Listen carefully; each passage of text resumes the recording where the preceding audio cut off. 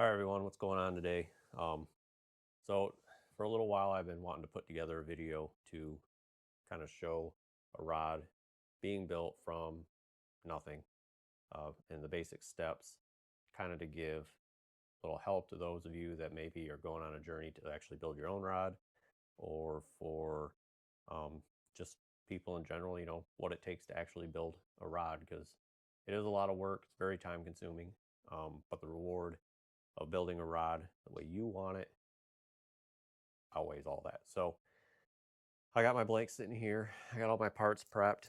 And I guess we're going to get started. We're going to start with reaming out the grips. Well, first we're going to take some measurements and the layout of the setup. And then what we're going to do is then we'll ream the grips to fit. And then once those are reamed to fit, we'll mix up our epoxy, and I use Pro Paste, just basic rod building adhesive. It's you can get this at pretty much any rod supply. It's just 2-part epoxy, 50-50 mix. It's nothing real crazy.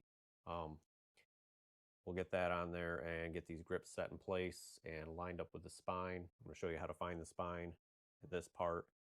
And then once it's cured, I'll see you again and we'll start doing wraps. And then we'll work through the guides, and I'll show everything in detail of how to line it up, how to measure it out, and what to do. So I hope you guys enjoy this video, and on to the next part. All right, so we're going to start with our layout. So this is a 7-foot medium fast rod, and the back of the reel seat here, so you can see, which I already have this carbon fiber decorative insert already is epoxied in. Use the same epoxy that we're going to use on the grips to do that, and it is fully cured. And what we're going to do is we're going to get a measurement from the butt to this end, and that measurement on this rod is going to be 9 inches, and that makes this rod pretty balanced on the foregrip. So that's personally how I like my rods. I like to hold it in my hand, put 2 fingers under the foregrip, and the rod will just sit there nice and level, or fairly level, and that gets you a good starting point. So I get my measurement here, 9 inches.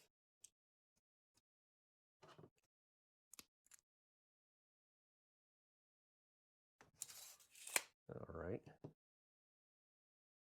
Now that measurement's complete, what I like to do is I take my reel seat here, and I put it at the measurement there, and I mark the very front of it. So that means what I'm doing there is that I'm taking, here's your rear grip. We're just going to do some wind grips on this rod. It's going to go up to that first mark we made on this piece. So when we ream them, we'll line them up with that mark. And then for the foregrip, we're going to do the same thing, but for the mark we put up above the reel seat. So then I like to give this thing a spin all the way around. So I got a nice line all the way around the blank, because we still have to find the spine. I don't want to sit there and fight it trying to get the where everything's going to be lined up at. So now that those measurements are done, now we can move on to finding the spine. Typically, what I like to do is from this mark up here, takes about 11 inches. Once I get my decal, the hook keeper, and the fade wrap and everything is in this section there, I need about 11 inches. So what I usually do, I'll mark 11 inches here. I won't mark it. I'll just hold its place. Take a piece of 3/4 inch masking tape. And I'll wrap that around like so. Nice cut. All right. All right, so what I'll be doing now is finding the spine. All right, so to find the spine, what we're going to do is I'm going to take this rod.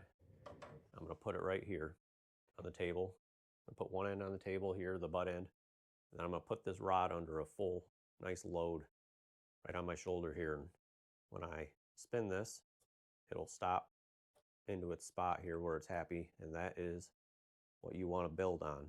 Right there where the rod's happy, where this bend. This is a spinning rod, so I'm just going to mark it right here. Make a nice line. So as you can see, there's a line there. That is going to be our spine. That's what we're going to base all of our components off of, and the guides will be lined up with this as well, so that when you go to hook set a fish, your rod's not going to be trying to, you know, go a different direction, twisting your hand and stuff like that. It's going to be right in its comfortable, happy zone with a nice arc to it.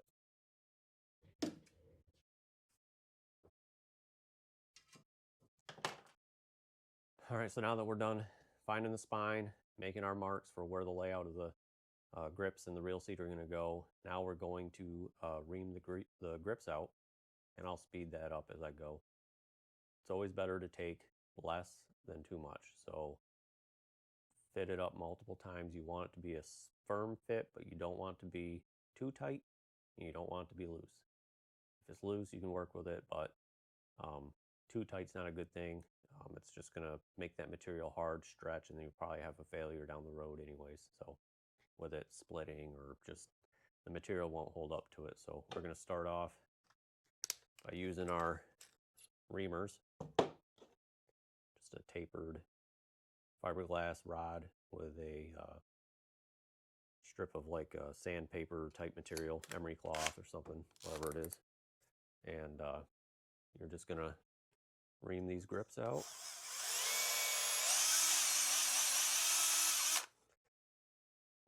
I like to start with the foregrip and the rear grip with the small size to get those up to a decent spot, and then I'll go up to the next size and start my fitting.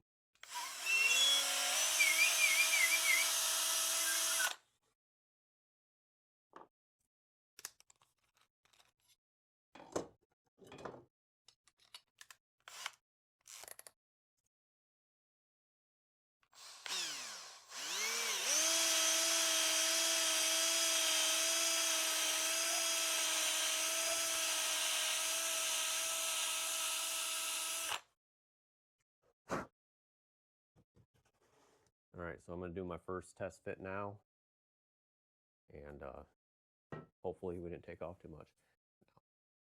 I'm pretty used to these. So we'll get it down here. All right, so as you can see, there's my line, and right here is where I'm fitting up nice, right? So I just need to take a little more material off of this, and it should line right up with that.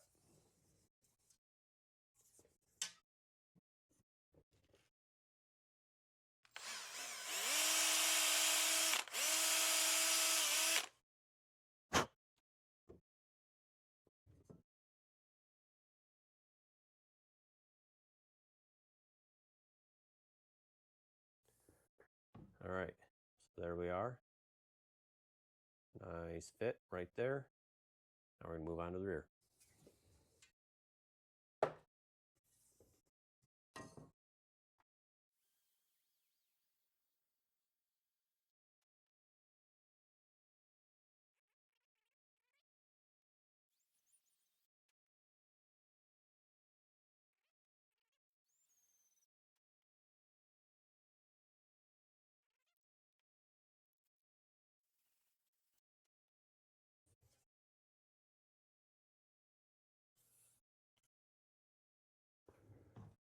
And as you can see, we can just go past a little bit, but it's nice and snug right there. That one's good.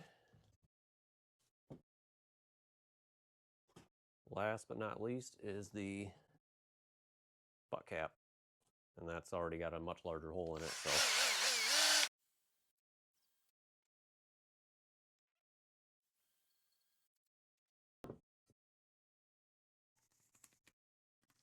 and there we go. We got a nice tight fit on that.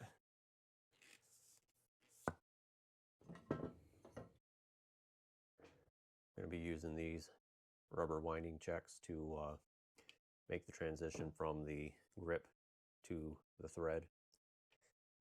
So I got a couple of these here. Just got to give them a little stretch so they fit over the butt. I'll put this one on first.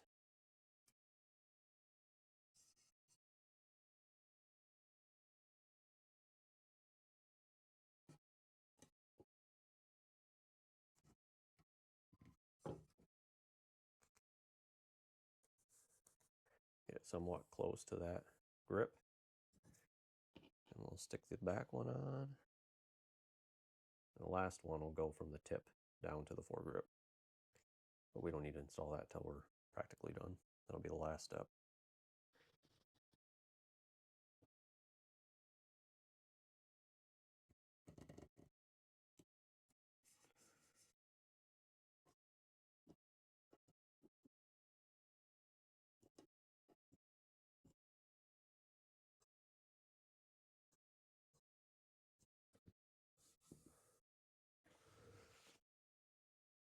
Next we'll get our epoxy mixture here. Oh, before I do that and get a epoxy all mixed up, the reel seat. So as you're sliding this on, it's going to get glue squished out and it's going to get all over the thread. So I like to take some real thin 1/4 inch masking tape. What I'll do is I'll try to protect that thread from getting any of that epoxy on it. Just less mess I have to clean up. Looks a little better.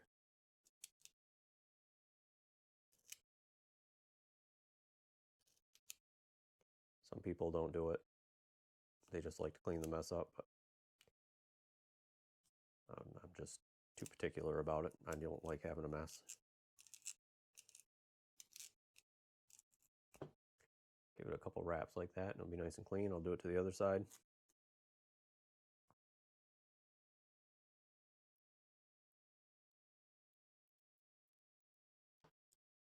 Fully taped up and ready to go. All right. Next is epoxy. You just need an epoxy cup, little mixer. Got my epoxy here. This is the hardener. So what I'm going to do is get me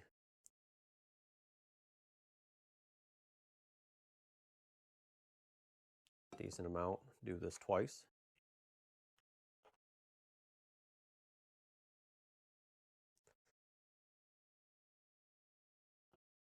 This isn't an exact measurement, but you'll try to match it with the Part A epoxy. All right.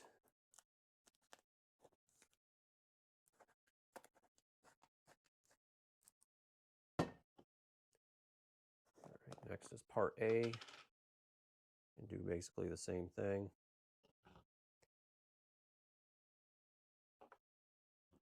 Get a couple decent dollops there. All right, now I'm going to mix these colors till they're uniform.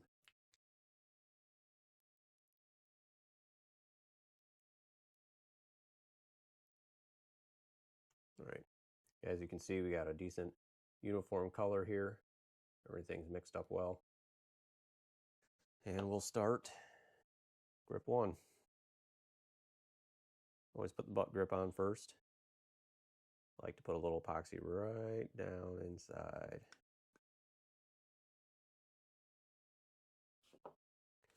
Use a paper towel with some alcohol on it to clean up your mess.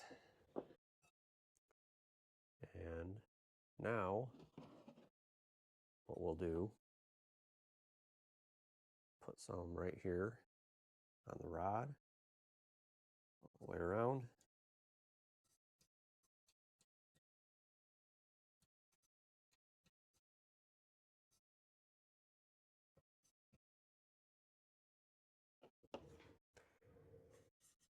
Find my spine mark. I'm going to line the bottom of this grip where this seam is up of that spine. Twist it as you're putting it on. Help make sure you get good glue coverage throughout.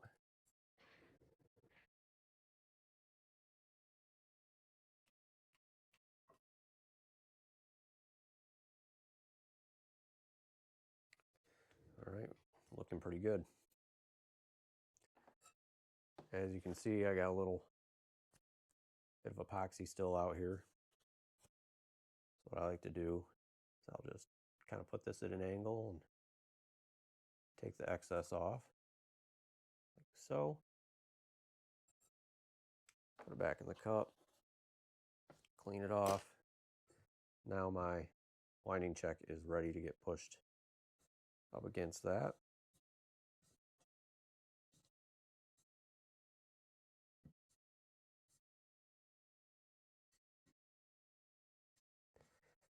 Get it nice and even all the way around.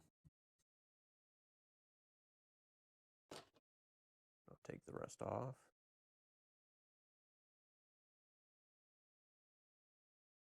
Okay.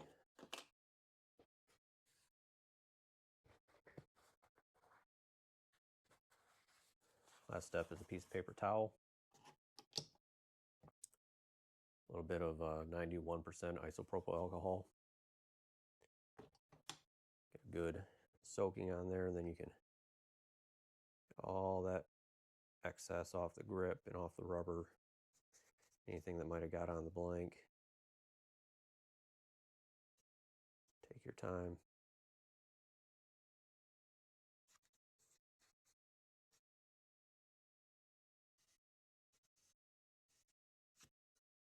All right. All right, we got that nice and clean. Now I'm going to speed up the process on the next grip, and then we will explain the reel seat.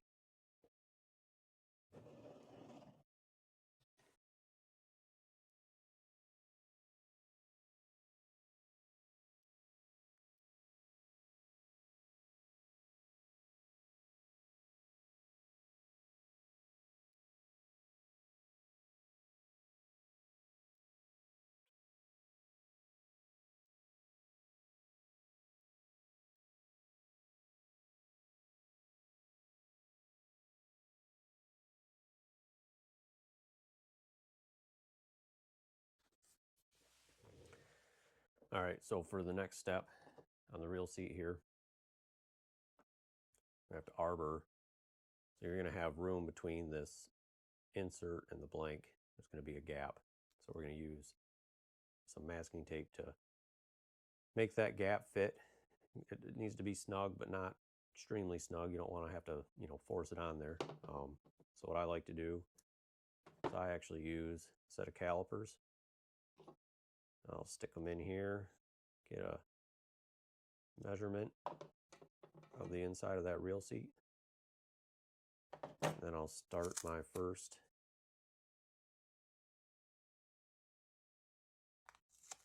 arbor.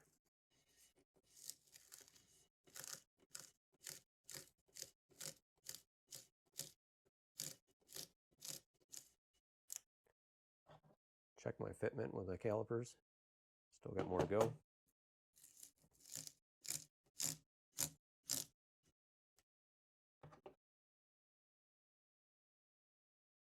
Oh, we're right there, one wrap.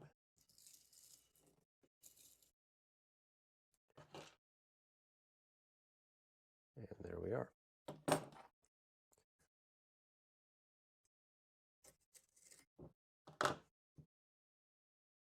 Give our reel seat a test fit, just to verify that we're looking good. See, it's just a little too snug, so I'm going to take about half a wrap off.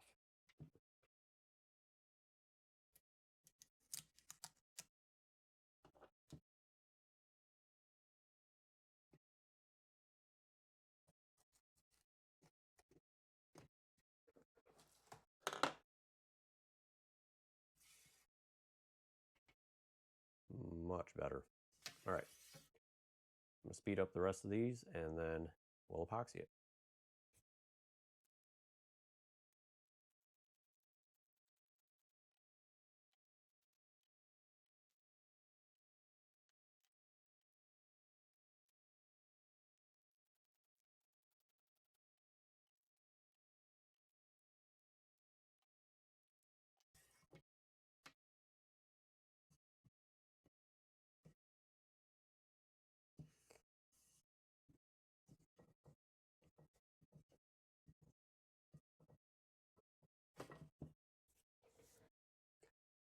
All right, everything fits good now. Now we're going to move on to the epoxy. Critical part in this is making sure on these tape edges that you get your epoxy to completely cover these edges. If your rod gets wet, water can come in through between the grip and the reel seat, and if that water comes in and is able to intrude onto this masking tape, it's going to rot that masking tape away. So real critical to make sure you get that all covered up and sealed up.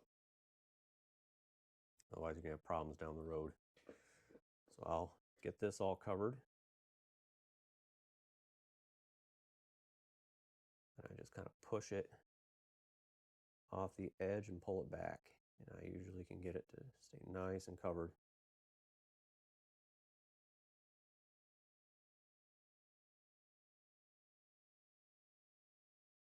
Onto the other side, do the same thing.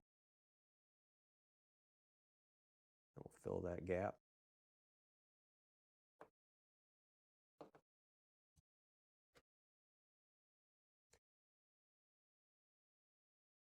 Don't be shy with the epoxy, lay it on there. Always take the excess off later.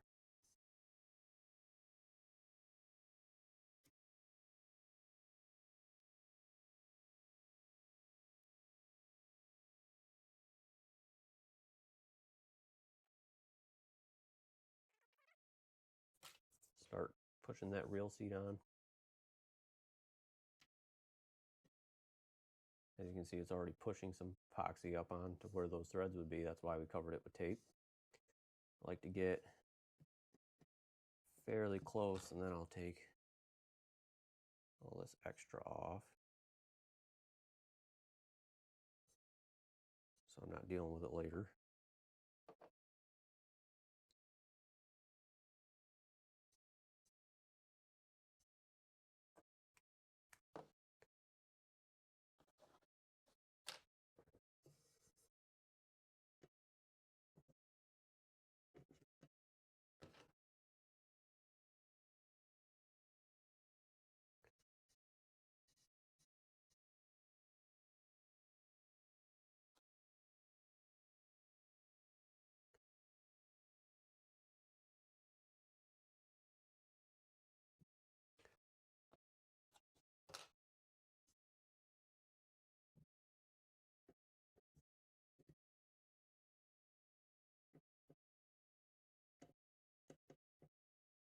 All right, line the reel seat up with the spine.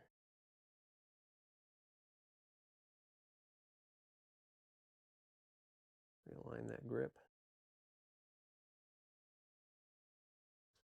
All right, that looks pretty good. Try to clean up any excess before you pull the tape, just to ensure to not get any on the threads.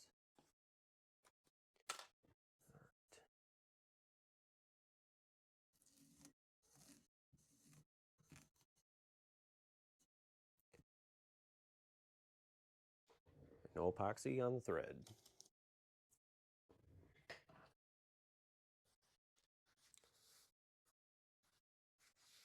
A little bit on the grip, but nothing too crazy.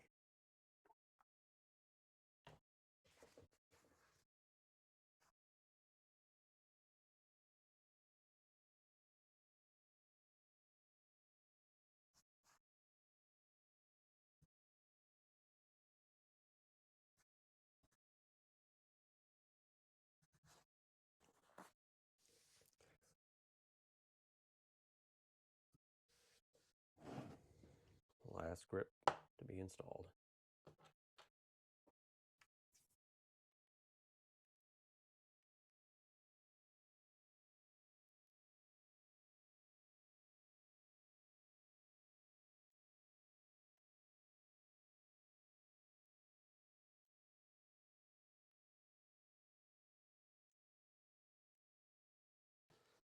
And now on this one, you need to add a little glue just for that winding check. Just throw a little streak around there, nothing too crazy. It'll get pushed up.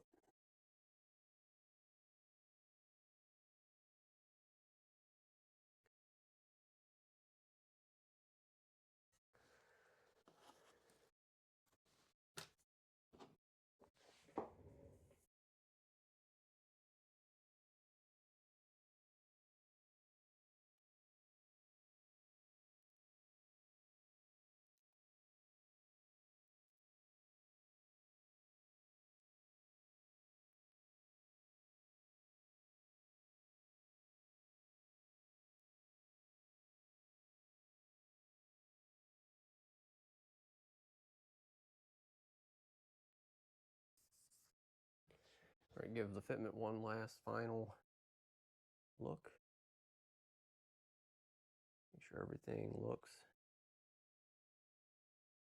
as it should.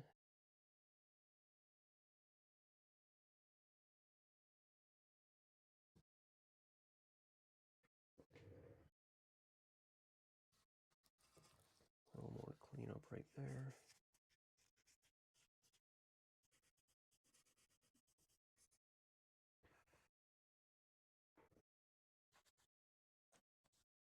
All right. That is full handle and grip, reel seat. Everything's all set up, ready to go. I'm going to give this till tomorrow. Just going to let it cure overnight. I got some other rods to finish up. So next time you see me, we'll be starting the trims on this, and it will be tomorrow. So,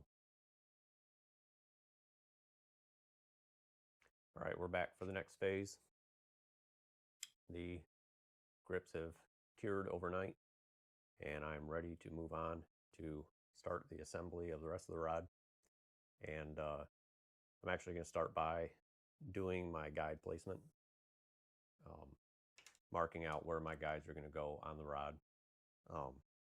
So I typically use Mudhole to buy my parts, and Mudhole actually sells full guide kits. And so you'll get all the guides in a package for, this kit's probably for a 6.5 foot to 7 foot rod. And then they have kits that go bigger. The kits are also specific to reel size.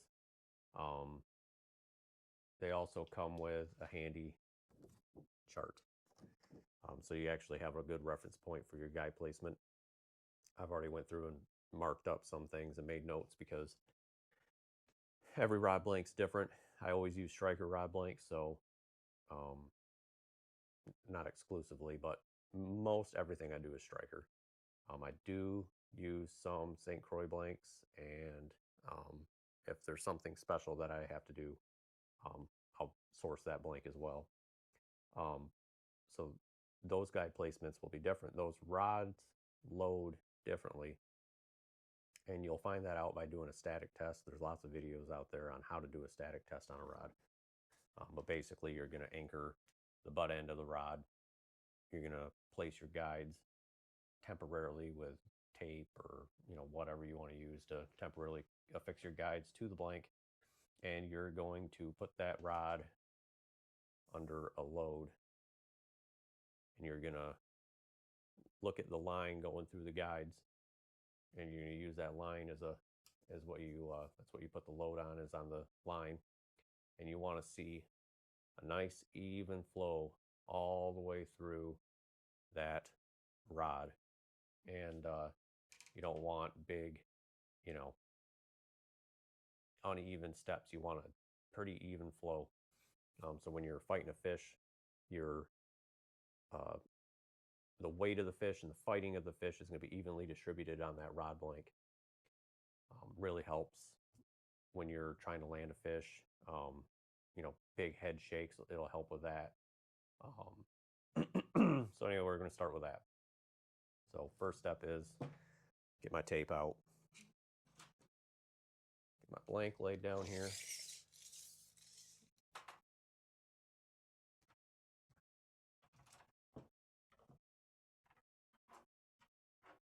And what I like to use to actually mark 1/4 inch masking tape. So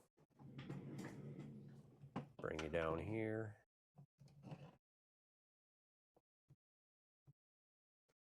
All right, gonna make my first mark.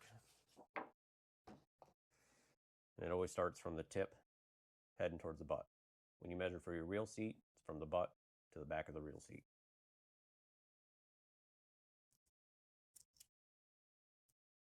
Get a little piece of tape. My first mark is going to be a 3. These first few, they're pretty much going to be whatever's on the sheet, because it's not as critical until you get into where the action loads into the backbone of the rod. That's where you may find a difference. Sometimes you need to add a guide. Some blanks need an extra guide than what the sheet calls for.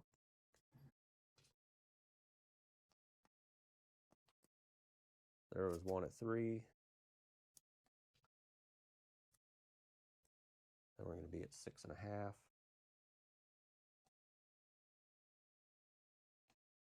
And so on. Typically what I do, I'll just wrap that all the way around. I knew that was going to fall. Just trying to avoid it.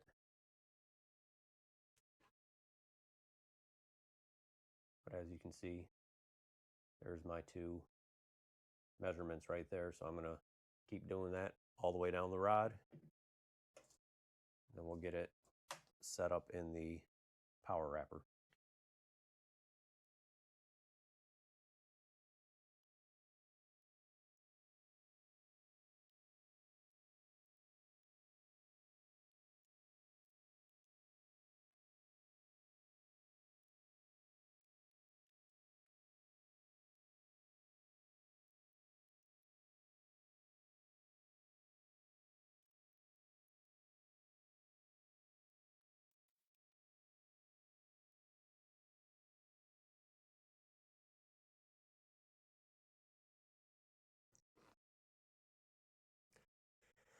All right, so now that we got all the guides laid out, as you can see, from one end all the way down to the tip. That's all laid out and ready for guides. Now I'm going to put this thing here in the power wrapper. Got the chuck down on this end. We'll give it a little snug. Drop our feet down.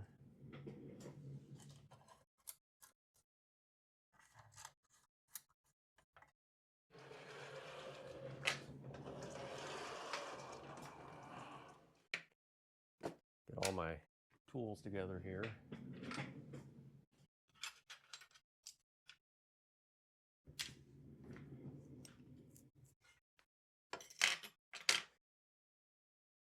All right. A few tools I'm going to use. This is a burnishing tool. I pretty much use it just to true the edges up a little bit. That's pretty much it. If I got a little tag sticking through, I'll clean it up and work it up through that.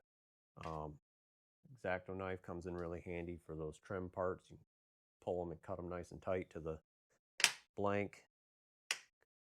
A bone burnishing tool. This is used to smooth the thread out, as you'll see here soon. And then use this little spatula guy here. I really like that to pack. That metal tip has no flex, so it's good to pack that thread and get everything nice and tight. All right, let's get some stuff rearranged here. All right, we're going to start on the first wrap. This is going to be a 4-color wrap. And it's going to be orange, metallic silver, white, black. So on the first wrap, get your trolley all set up here.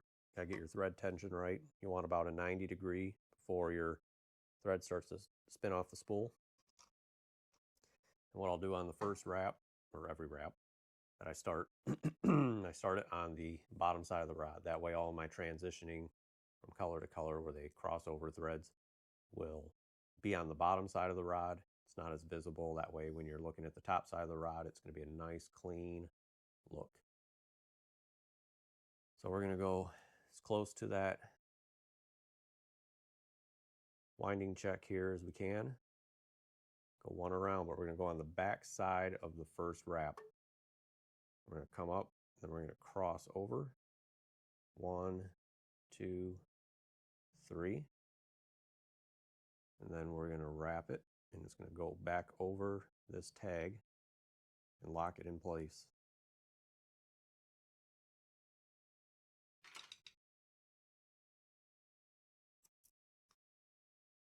All right.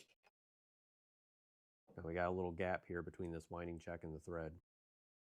We're just going to pack that in with this little metal spatula. Get everything pressed up nice and tight and even. Okay. Now that that's done, I'm going to add in our metallic silver. It's our first trim color. Wound up on me. We're going to go underneath that last wrap we made. Leave a tag here on it so you can cut it off later. Next we'll go with white. You'll get used to how much you need when you know how much you're going to use. Always good to have a little excess. All right, white's in.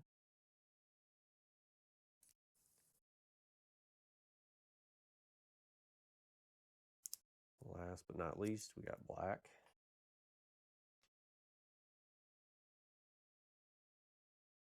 All right, we got all three trim colors in there. I'm going to finish this main color out and lock these in.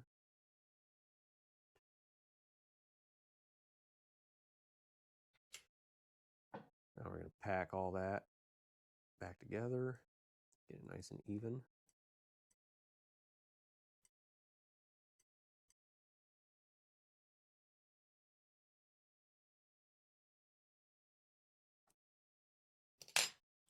Now comes the most difficult part.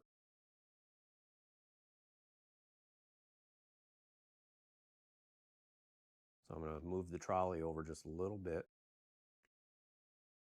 Give myself a little space, as you can hopefully see here. What I'm going to do is I'm going to wrap this around. I'm going to cross over this main line. That way all these wraps stay locked in.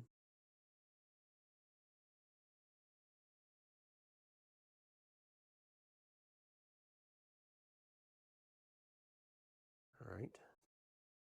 Keep tension on this thread and back off the main. Now this is out of play. Finish out your number of wraps you want to do on that trim color.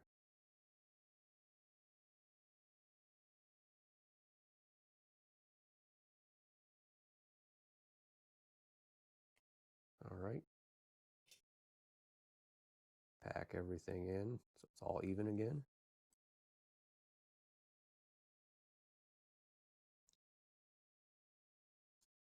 Get rid of all the gaps.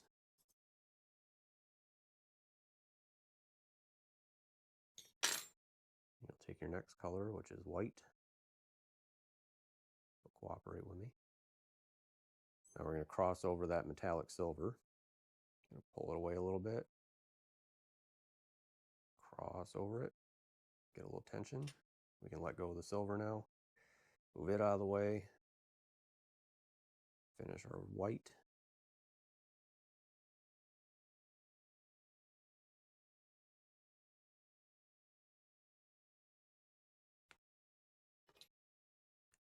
Now we can pack our white in.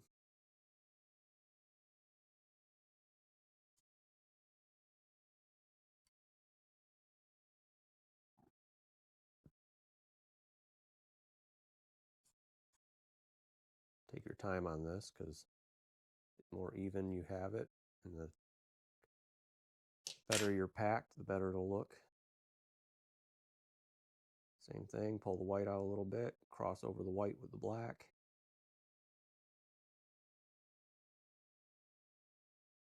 And get your wraps.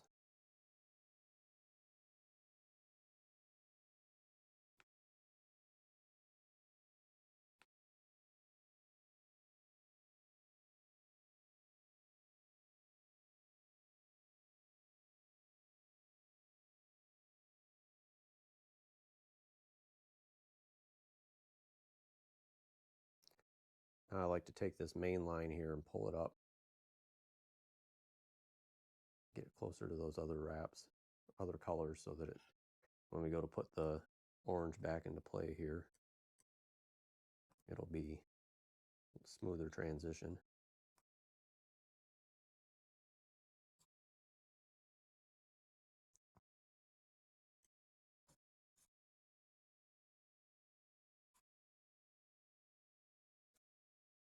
All right, now reverse the colors down. We're going back to white. Cross over the black.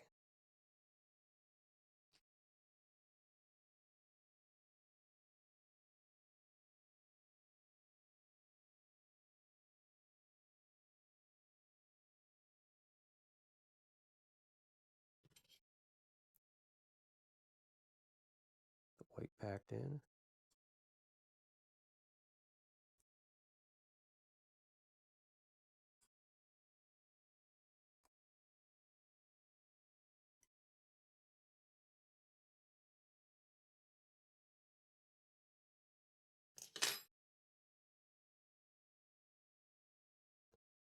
Go back to silver.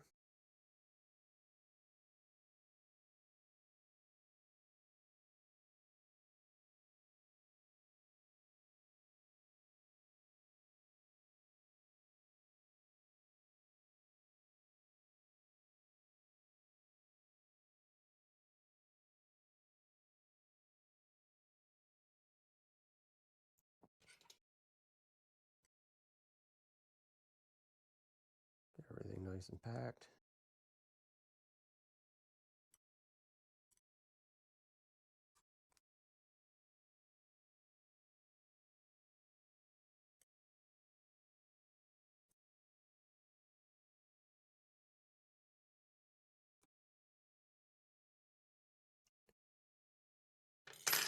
Now I got my black and white tags here still. I'm actually going to go one more wrap with my silver here, because now I'm going to put my orange back into place. So I'm going to tighten up my tension on my spool here. Get this tension back. Make sure that's nice and even. Bring my orange back into play here, crossing over the silver. Getting that locked in. I'm going to go around 3 times. Now I'm going to cut off all these tags because we're locked back in.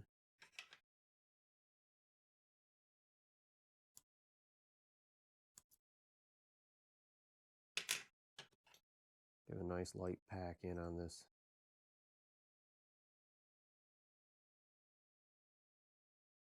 Four. Seen a little gap that I had to take care of.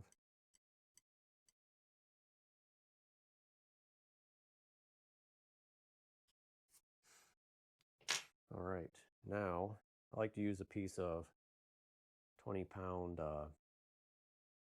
braid, preferably white. Start using colors, and depending on your thread, the colors, whatever they got in it that makes it different colors, will actually leave a mark of that color on your thread. So plain white with no color is what I like to use. Stick this under that last wrap. All right, now we're going to go the remainder of our wraps. All right. Pack all that in.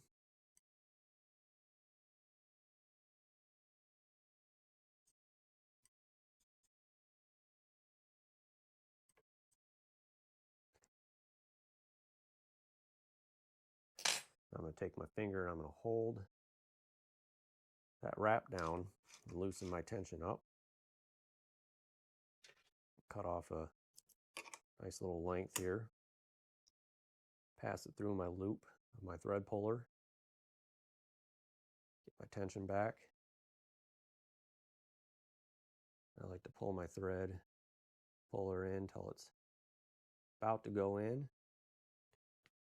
And I trim this tag pretty tight. And I always put my finger right on where it's going to pull that knot through, so it doesn't do anything crazy, and then I just pull through. All right. Keeping all that out. I'm going to take the knife, pull up some good tension here. Get nice and close with your knife. Nice and slow. I'm going to cut these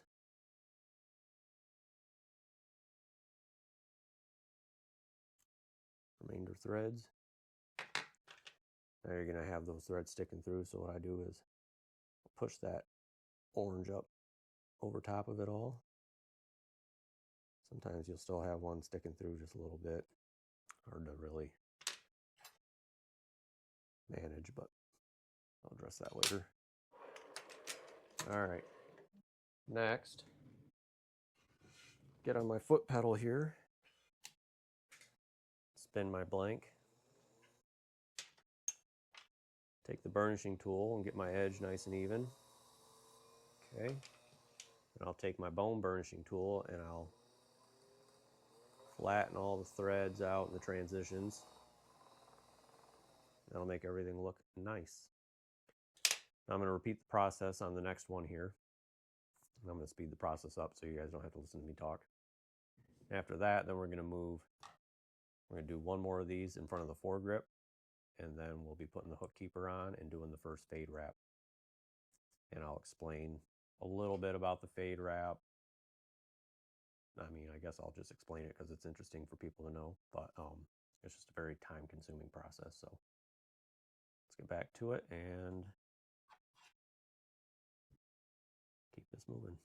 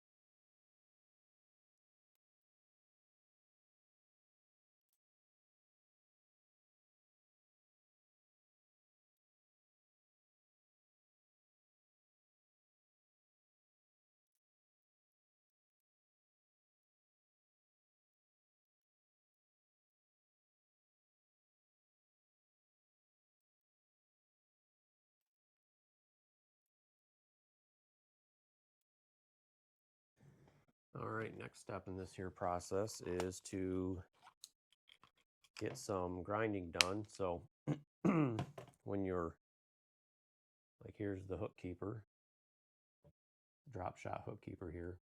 This edge is not flat, it is just cut off. So you want to make a tapered ramp so your thread will evenly go up onto this hook keeper to hold it down. So what I find that has worked best for me is one of these Work Sharp belt grinders for knife sharpening.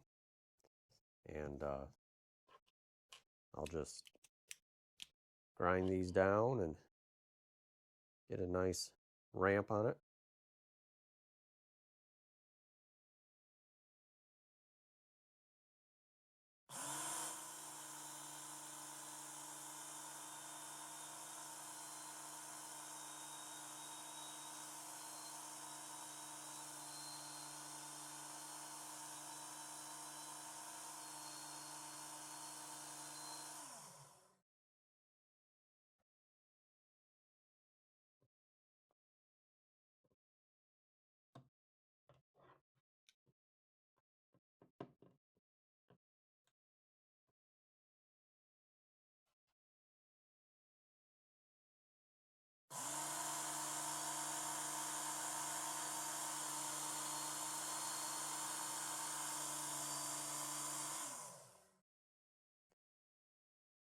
Now I got a nice even ramp all the way up that.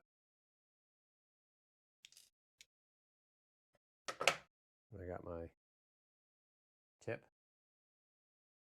It also has a little piece for your thread to wind up. So I'll grind that down and get that all nice and even.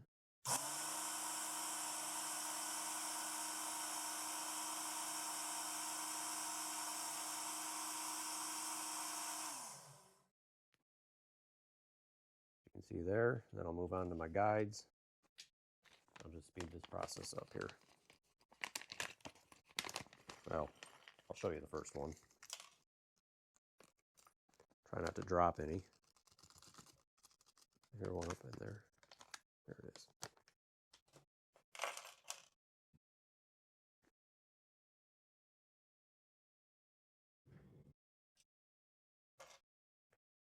I'll do the nice big one here so you guys can see it well.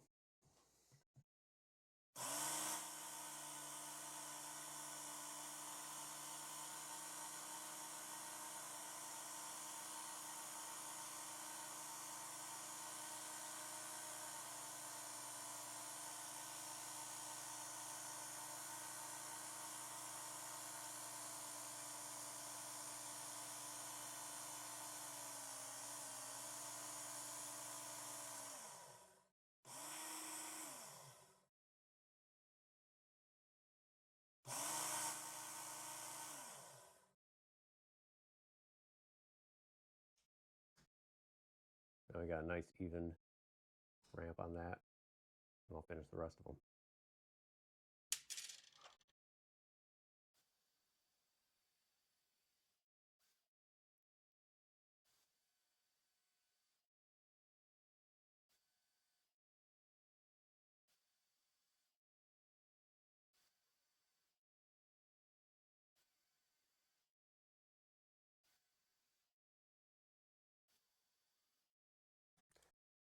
All right, moved on to the next phase here. We got our hook keeper. Now this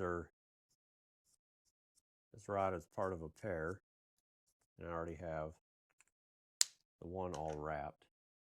So what I'm actually going to do, I had to take the measurement for the space between the hook keeper and this first wrap so that they're as close to identical as possible. Typically, I just eyeball it. Every rod's going to be just a smidge different. Since they're the same, I want to get them as close as possible. So I typically use a piece of masking tape and get that up as far up on there as I can. Now we're going to, oh, I forgot to put my,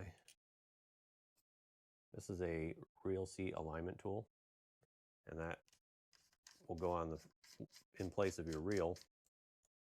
so you can look down your rod and actually see how even all your guides and all that stuff are. So let's get that on there. Okay, get this straight up and down.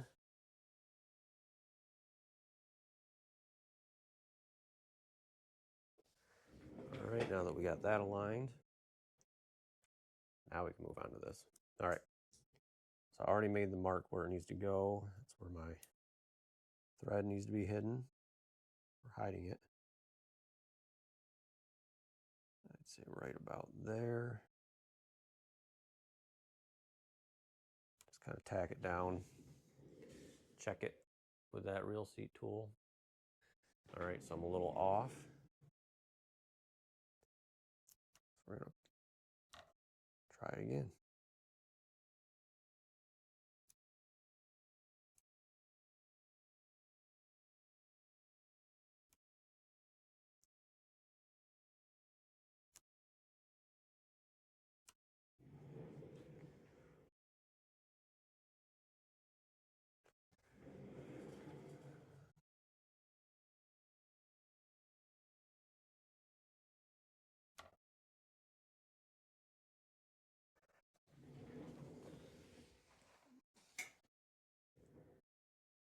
That looks pretty good.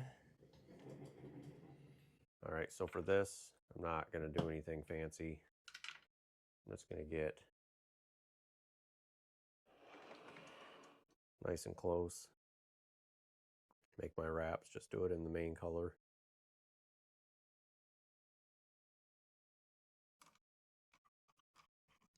I don't like to do anything decorative over top of the anything that any of the like the guides or anything like that. It's just a point of failure in my eyes. Not that ooh, and that happens a lot.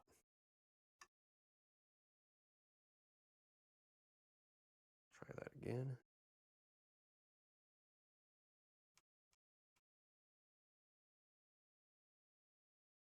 Now we're going the opposite direction. So the way I did it was went on the back side of where, so now on this side instead of on that side. And we'll just start our wrap. Try to even it up a little bit.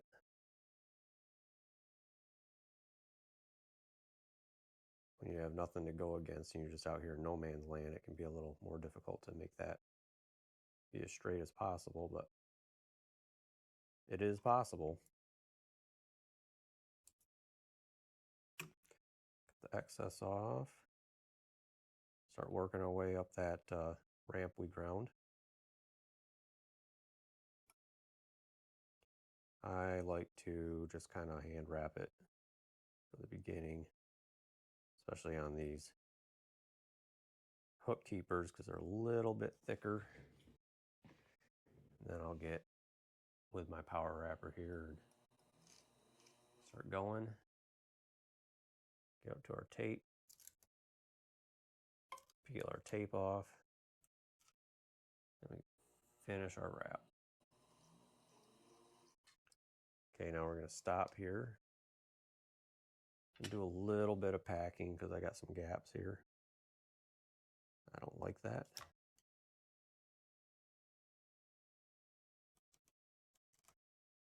We'll burnish it out with the burnishing tool, but still I just find it a good habit to pack as I go along here and there.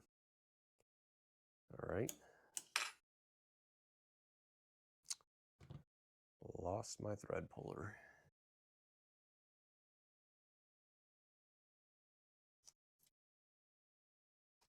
There it is. All right.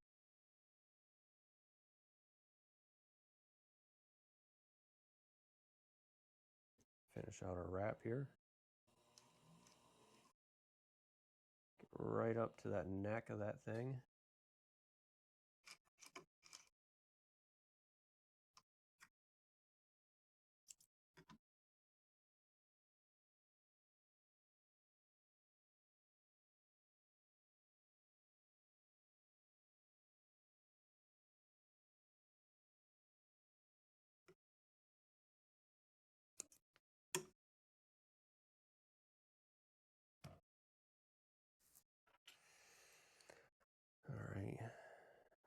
this all out.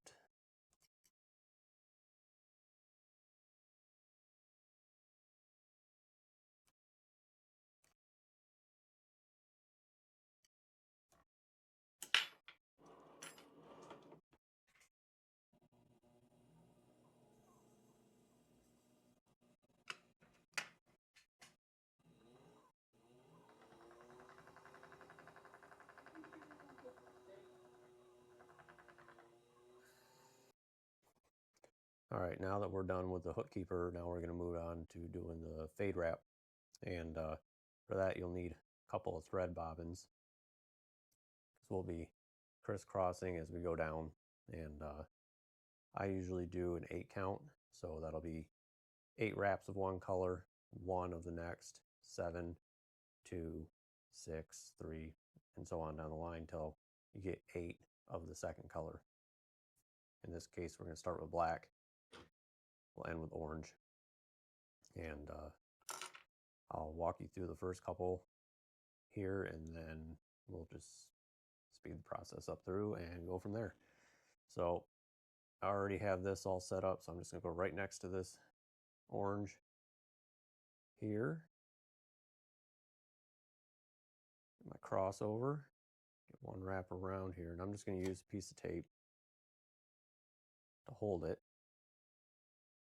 Don't quite need that much excess. And then I'm just going to go around a couple times.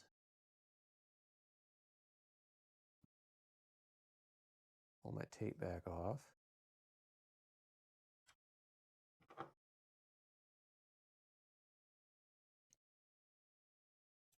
Trim this tag. I'm going to insert my orange. I'm going to offset my orange a little bit from center, because as we go, this is going to work itself down diagonally. It's pretty hard to keep that up. So the thread bobbin has a, almost looks like a hair scrunchie or a hair tie, but you just put that on there like that. Your thread tightened up. All right, so we're at 3 wraps.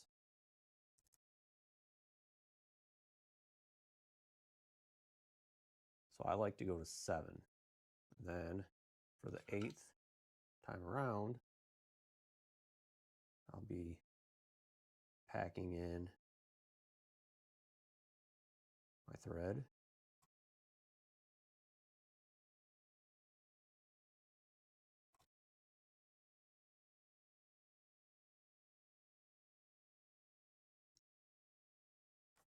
I don't know what it is about a fade wrap, but I just think they look cool.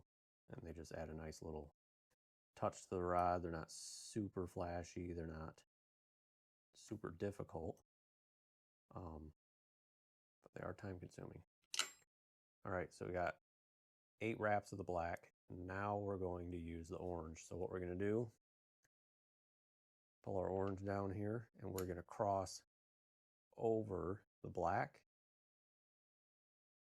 and pull the black under. Hold that bobbin down with the elastic band.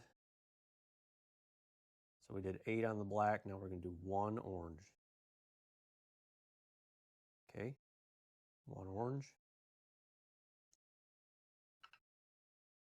Go over top of the orange with the black, under with the orange. Try to keep that transition area tight.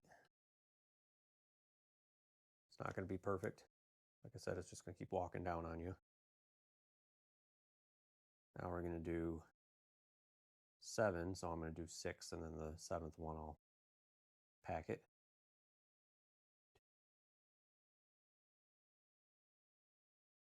And there's 6. Now we're going to pack that 7th wrap in. Be careful and just pay attention to this here and try to keep it even. You don't want it, you know, making a wavy, too wavy of a look. It's really hard to get straight every time, but it's not too bad.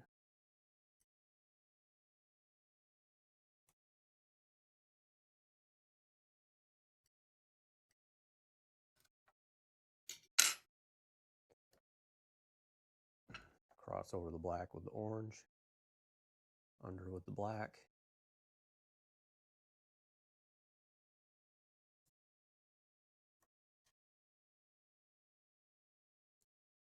I'm going to do two.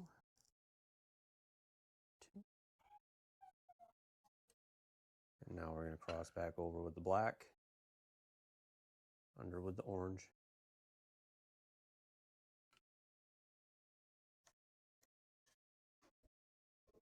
And we'll do 6 this time, but we'll go 5 and do the 6th one. And 5. Pack it on the 6. So every time you do this, it'll be a total of 8, right? You'll have 2 orange, 6 black, so total of 8.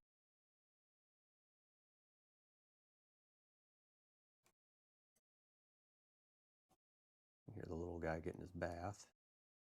He's been outside playing all day.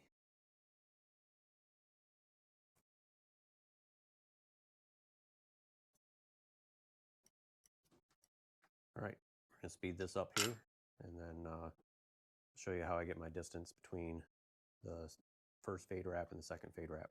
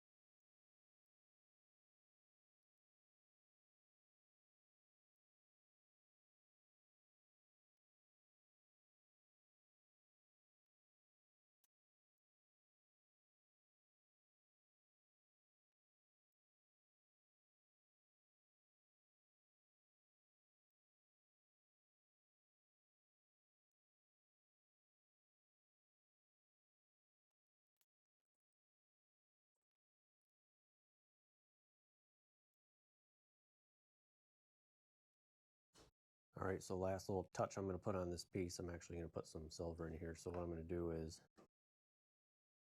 give myself 1, 2 wraps. That'll give me enough to secure this black down. Put my finger here, pull some out. Give my black a cut.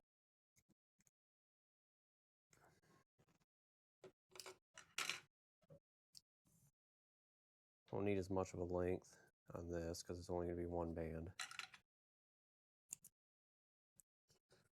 What I'll do here is I'll, just like the other ones, I'll bring it up underneath this last wrap. Now, I lied about the end being 8. I actually like to go to 10 on the last one, just gives it some breathing room. And I also throw my tag or my puller in there too. So I'll be pulling this orange when it's finished. Get them kind of close. All right, so we got 2 wraps.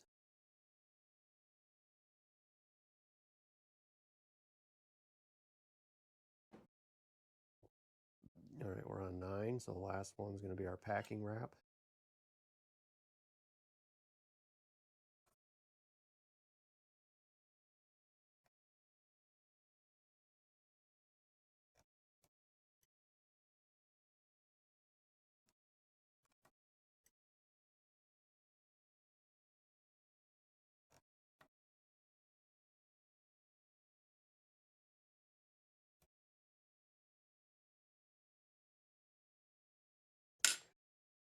All right, just like before, we'll put our finger here.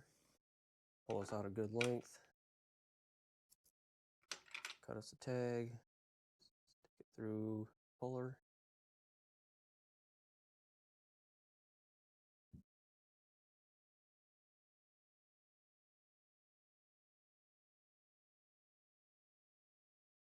We almost pop through. Give us a nice tight cut.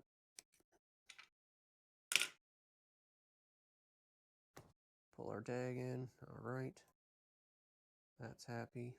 Now I'm going to go ahead and get this puller back in, but now we're doing it under the silver.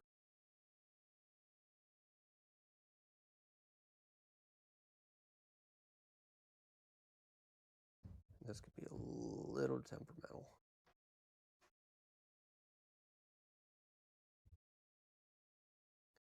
All right. I'm just going to go around 4 times. 1, 2, 3, 4. Just like the rest of them. Hold it here. Pass it through the puller.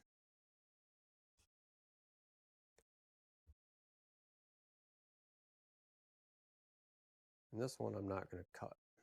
I'm actually going to trim it short. And I'm actually just going to pull it straight through, like so. What you doing, buddy? You coming down to help? Well, hurry up. I'm going to cut this piece here as close as I can. Cut the rest of these tags off. And then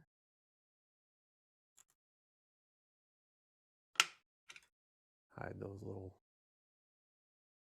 pieces under.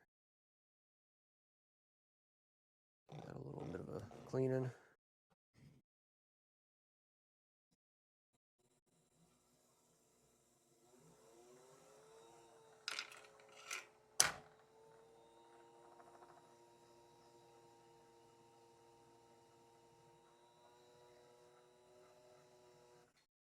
And your first fade wrap's done. All right, now that we are done with the fade wrap, we can now do, so for the next section, basically, I'm going to have a decal going here on the underside with the rod information on it, and then I will have my logo going on the top side. I already got my measurements here for where I need to start.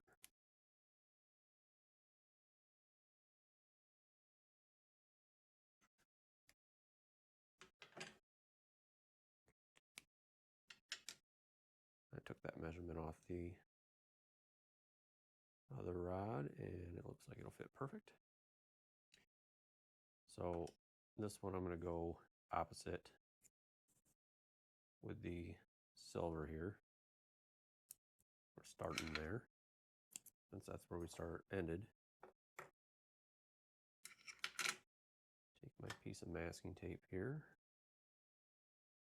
Myself somewhat centered on the blank.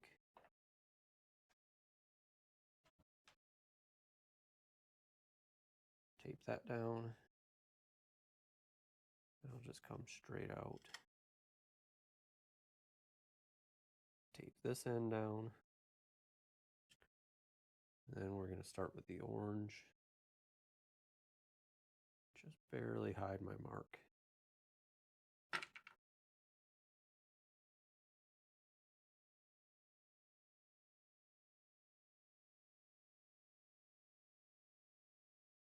Give that a wrap. Hold it down with some tape.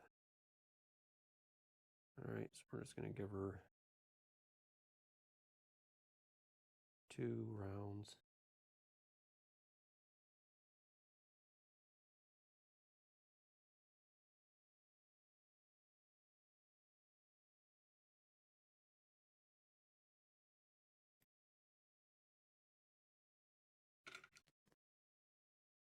That gives us just enough to hold down our tag.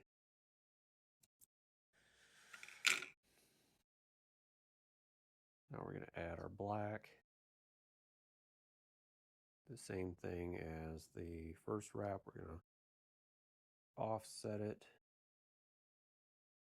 just a touch to make up for that angle that we're going to gain every time we cross over.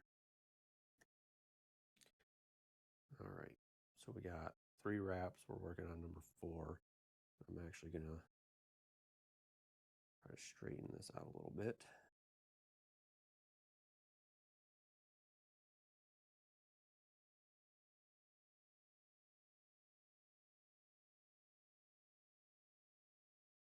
That looks pretty good. Okay, so we got 4.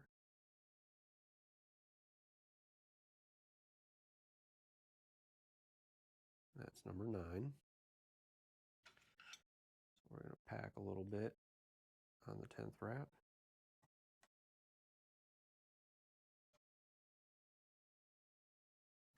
Sure we're even and straight.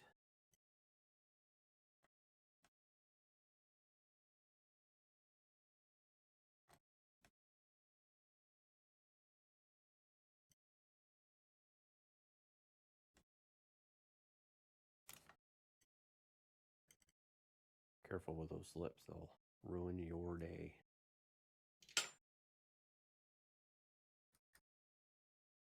And we'll continue this. Cross the black over the orange, orange under the black.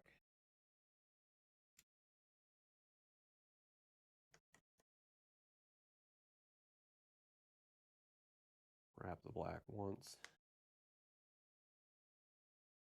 Basically mimic just going in reverse.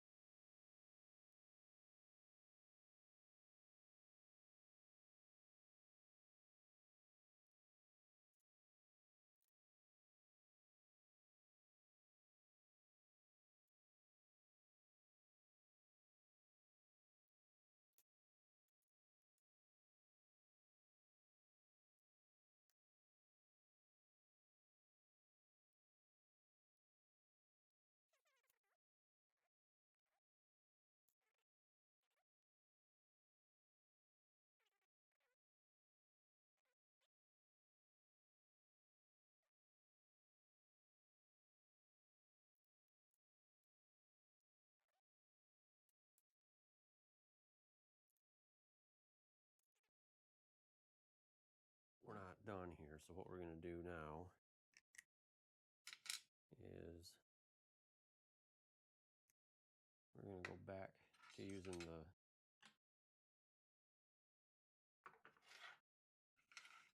wrapper again. Get our orange back on here.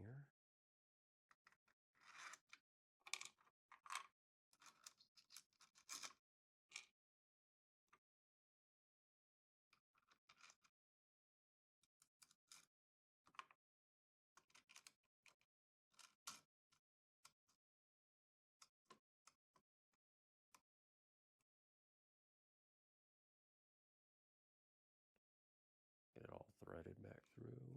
Get our thread tension, or our that's pretty much perfect. So, all right. So now I'm going to do another one of these wraps that we did on the other three here, just to kind of complete this look.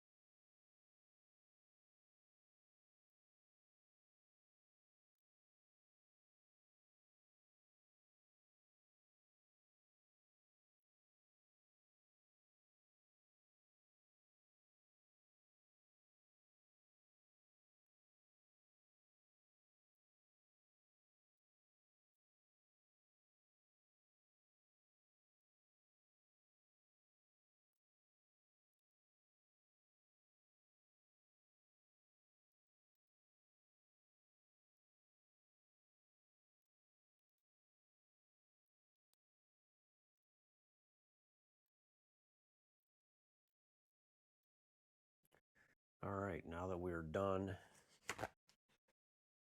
with the last fade wrap, we're going to apply our decals. I like to give the blank a little alcohol rub down, just to get rid of any oils that are on your fingers from contaminating the adhesive.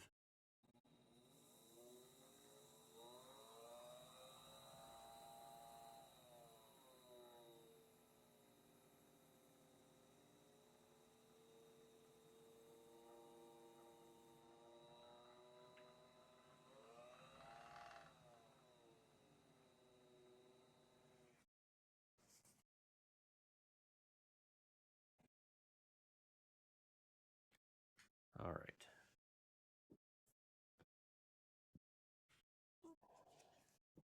Got my rod spec decal here.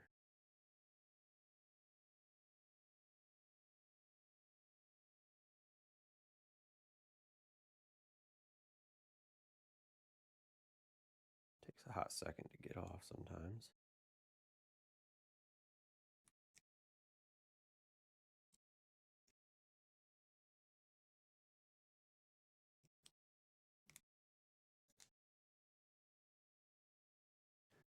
All right, so I got this line here, centered here.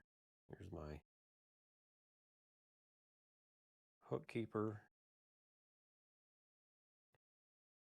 Try to get this as centered and straight as possible.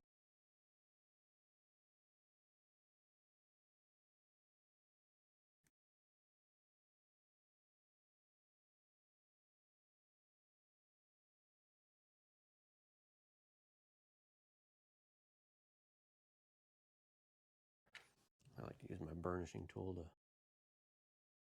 really get it on there.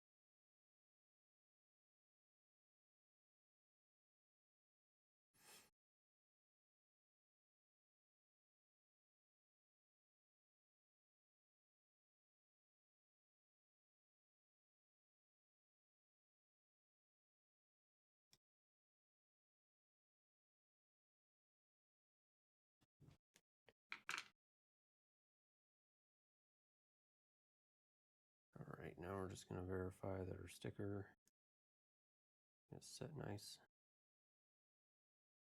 centered, looks real good.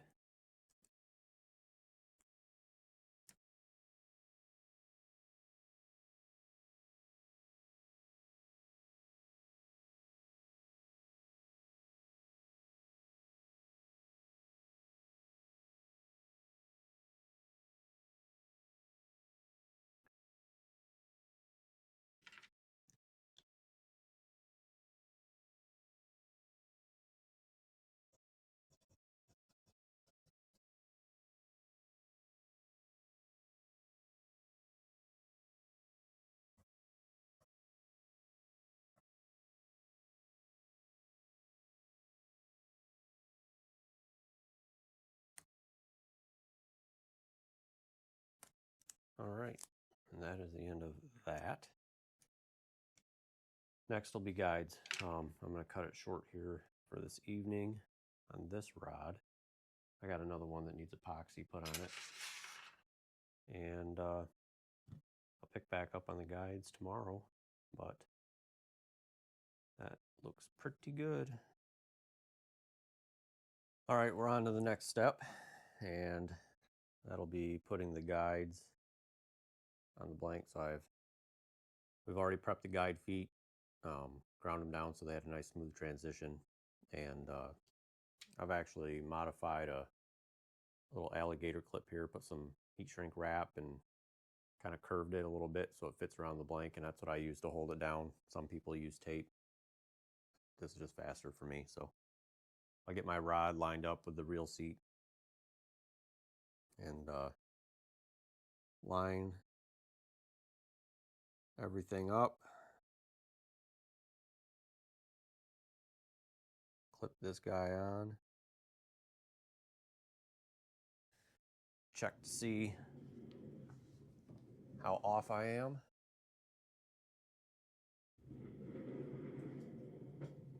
Make a little adjustment.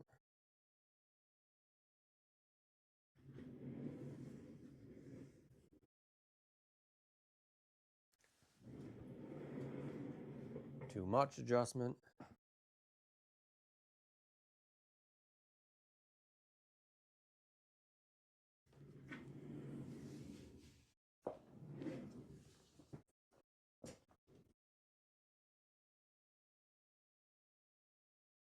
All right, that looks pretty good.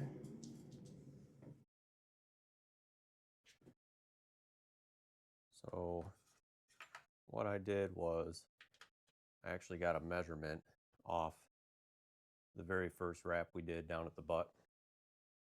So I'm going to put that same pattern right before the guide. And so I got that measurement. What I'm going to do is go right from where the thread will start up on the guide foot, and I'll just make a mark just a little inside the actual measurement. That way, when I start my wrap, I'm actually going to go on the left side of that mark. Gives me a little play, and it covers up the mark real good for me. Just like the other ones. Cross over the thread. Give it a couple wraps.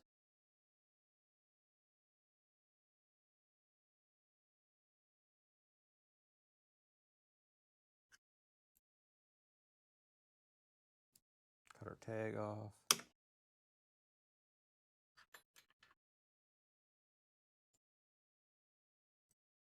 Straighten it out a little bit.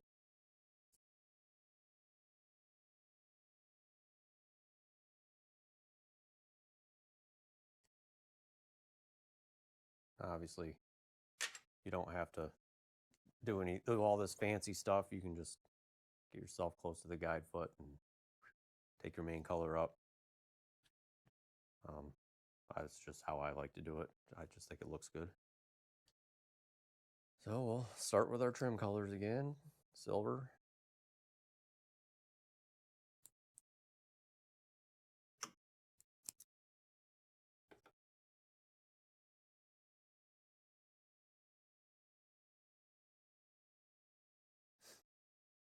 white.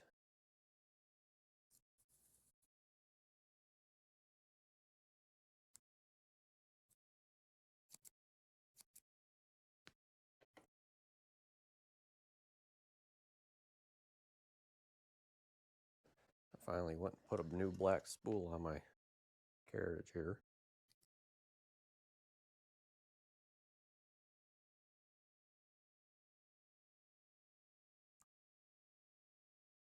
All right, same as before. Let's do my 7 more wraps.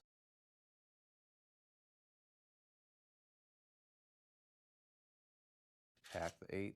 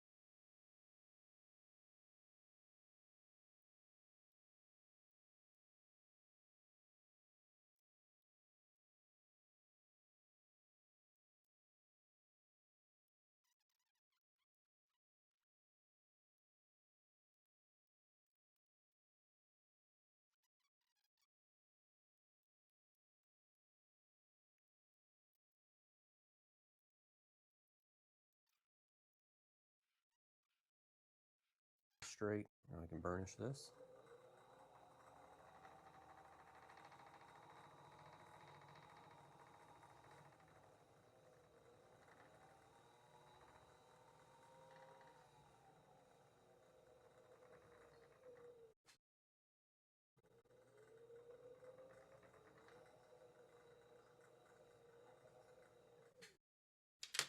All right, first guide's done.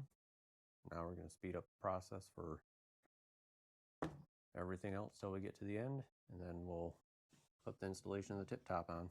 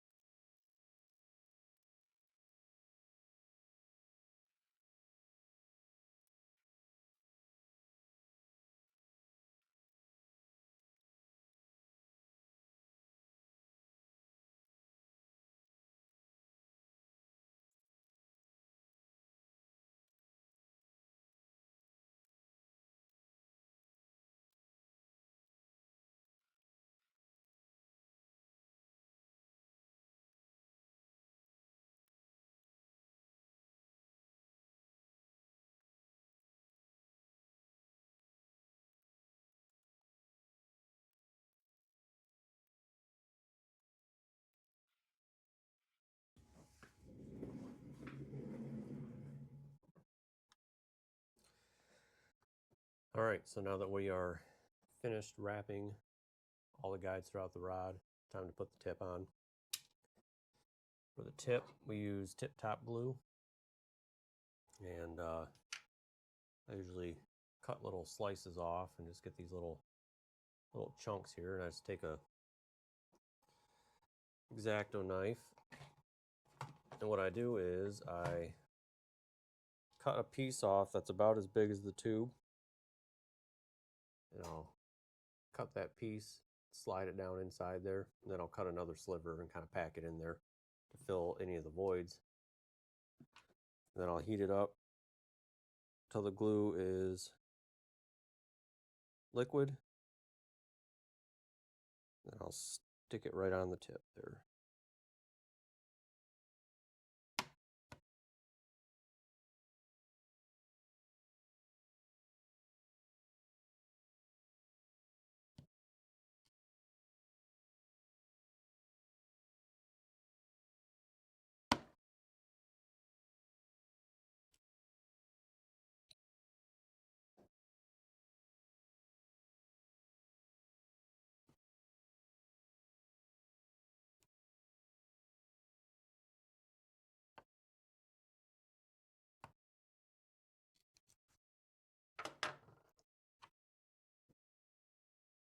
So what we'll do is, got this piece here, that thing stuffed down inside.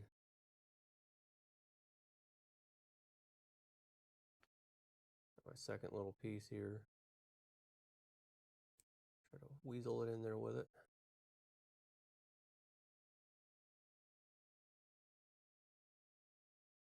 Sometimes you don't quite get them to go all the way in. Got that little excess off there. Take my torch here and I'll heat it up.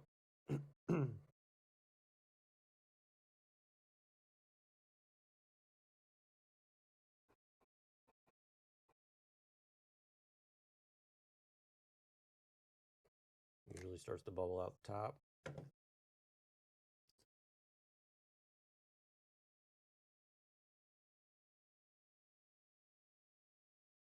Spin it around to get good coverage of the glue. You're gonna get a little pushing out the edge for the excess that's on there, but that's okay. Try to get it as lined up as possible.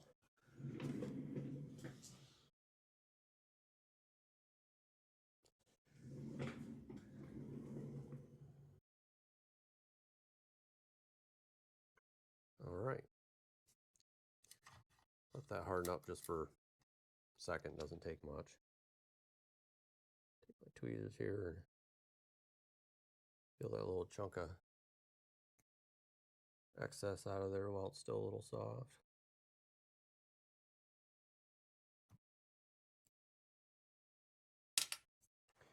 Be a little more visually satisfying, I should say. We'll get this last wrap.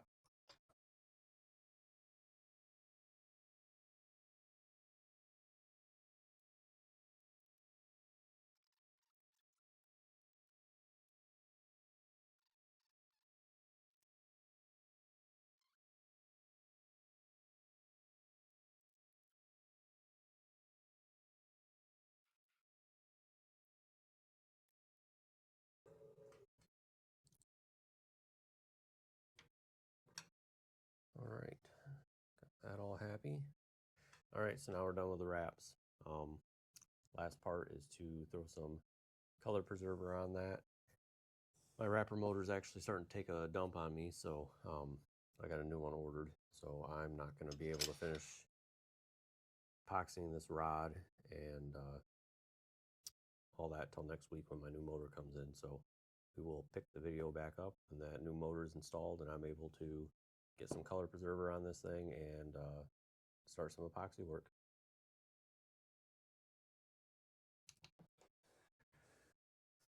All right, now we're to the step where we're going to put some color preserver on this thread. The color threads are basically, they're just going to look wet once you put epoxy on them. It's just going to soak and get real dark color. It's going to change. So in order to keep this bright orange, we need to add color preserver. So personally, I like the Gen 4 Vivid color. Seems to be the clearest drying and works the best for me. So got the new motor installed on this thing and it finally spins nice and easy. So yeah, we're going to go ahead and get this color preserver on here, and I'm just going to do this section for you guys and then finish the rod up, and then we'll move right on to epoxying once this is dried for a couple hours. I like to move it fairly quickly.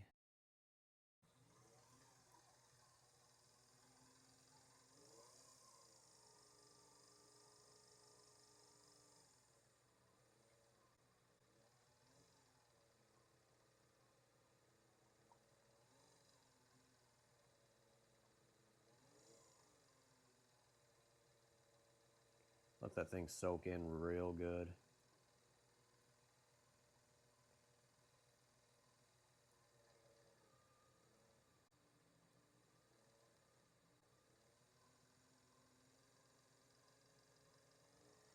I also apply this right over top of the sticker. Any of the decals. Helps break the tension, surface tension when you're applying the epoxy. Sometimes when you apply epoxy, you'll get, epoxy will pull away from the edges of the decal.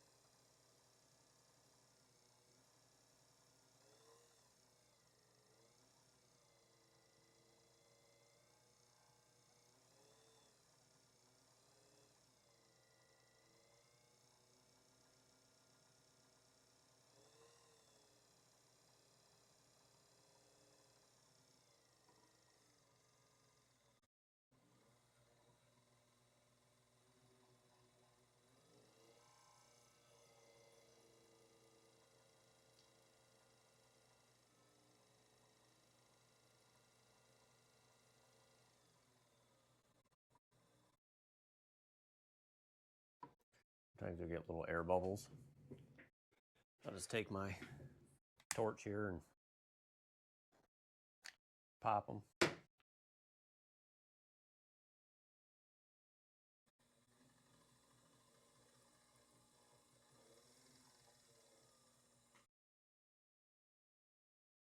Perfect. Now that our epoxy's mixed and has the right consistency and is nice and clear, we can start applying it. And what I like to, I'm just gonna apply it to this first section here, and there's no reason to go through it all, but it's pretty straightforward. Get you a nice brush, make sure there's no bristles flying everywhere. Nice and clean. Key is clean. Don't be touching stuff. Your epoxy won't stick with your finger oils all over stuff. I'll just start with a nice drop on here, a couple, and we'll just start going at a decent speed. Take your time.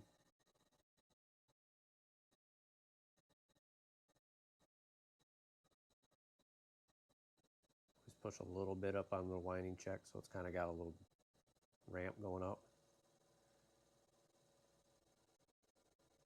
And don't go too crazy on the edge of the threads. You want good coverage so it seals up, but you don't want to have this big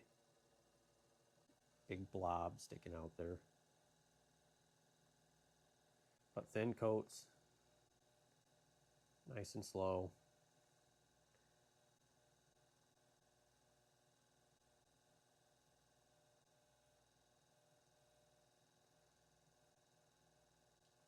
Right here around the hook keeper, what I like to do is I'll get my my distance here and off the thread, and then I will just slowly work it around.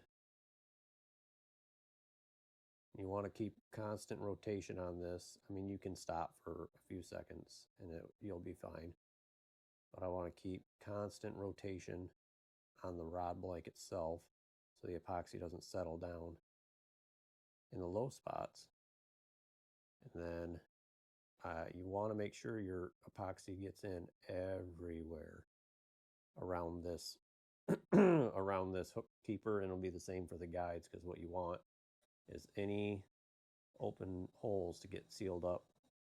You don't need any water intrusion going into your threads, and that'll start rotting your threads away and loosen up your guide over time. But just take your time. Nice, even, slow coats. It's a feel thing.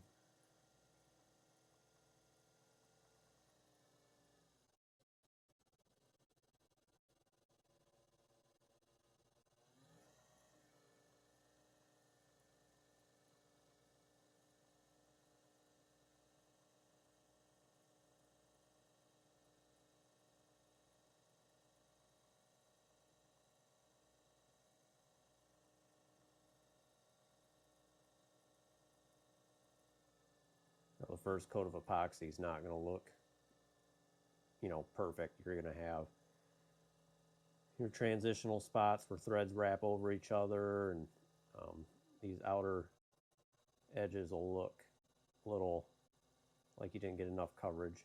It's fine. They're just getting soaked. Everything's getting soaked into its spot.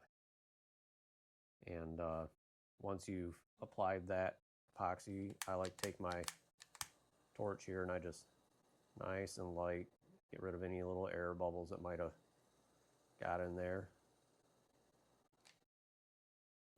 And then we move down to the next guide, or down to the guide.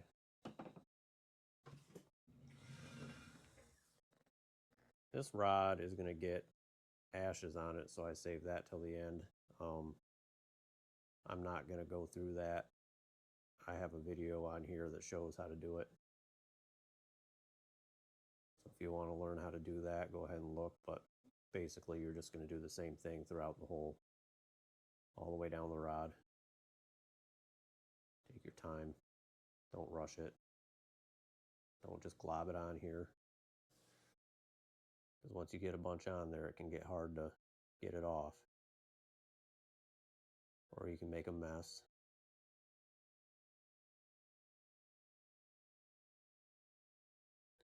You don't want that.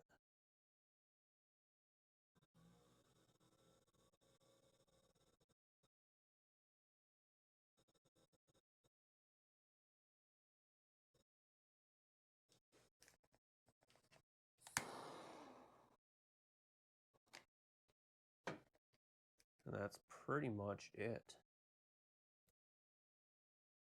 Try to get you guys a nice close up in here of what this looks like.